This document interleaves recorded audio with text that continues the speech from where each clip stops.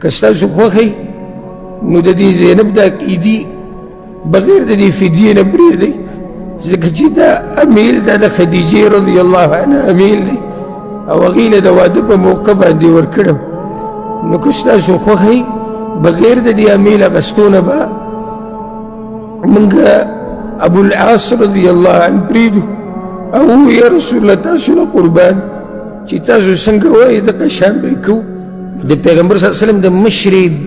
لور خاوند د زینب رضی الله عنها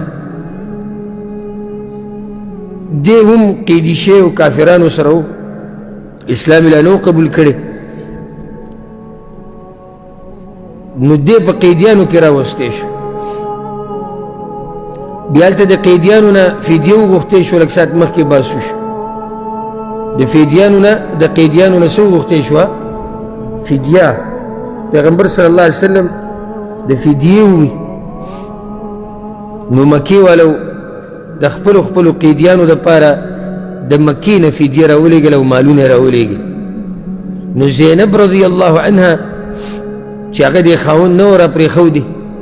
هغه هم په مکه کې وه هغې ته چې کله پته ولګېده چې قیدیان ازادۍ نو هغې مال راولېږو پیغمبر صلی الله علیه وسلم له سی راولېږل چې په دې باندې زما دا خاوند پرېږدي نو پیغمبر صلی الله علیه وسلم چې هغه سامان کولاو کړو نو په هغې کې هغه امیل پروت و کوم امیل چې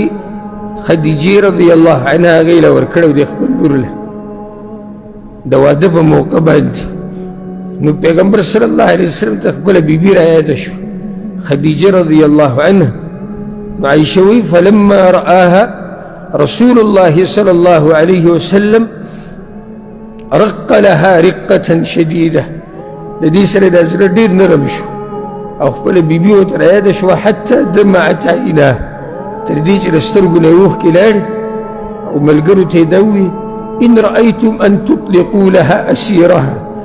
وتردوا عليها الذي لها که ستاسو خوښی نو د دې زینب دا عقیدي بغیر د دې فدیې نه پرېږدئ ځکه چې دا امیل دا د خدیجې رضی الله عنها امیل دی او هغې له د واده په موقع باندې ورکړم نو که ستاسو خوښی بغیر د دې امیل اخستو نه به موږ ابوالعاص رضی الله عنه پرېږدو او یا رسول الله تاسو نه قربان چې تاسو څنګه وایئ دغه شان به یې کوو نو ابوالعاص بن الربیع رضی الله عنه هغې ورته دغه شان پرېښودو خو پیغمبر صلی الله علیه وسلم ورسره دا خبره وکړه چې ته به زینب راپرېږدې چې هغه دې خوا راشي موږ ته هغه ورته ویل صحیح ده پیغمبر صلی الله علیه وسلم بیا زید بن حارثه او یو څو کسان د انصارو هغه ولېږل چې لاړ شئ پلاني ځای کې به تاسو ته زینب رضی الله عنها میلاو شي او هغه به د ځان سره راولئ او ځکه بیا پیغمبر صلی الله علیه وسلم د ابوالعاص رضی الله عنه وروسته صفت هم کړی دی وی حدثني فصدقني ووعدني فوفى لي ما سره خبرې کړې وي رښتیا یې راته ویلي دي ما سره لوز کړی و هغه لوز یې پوره کړی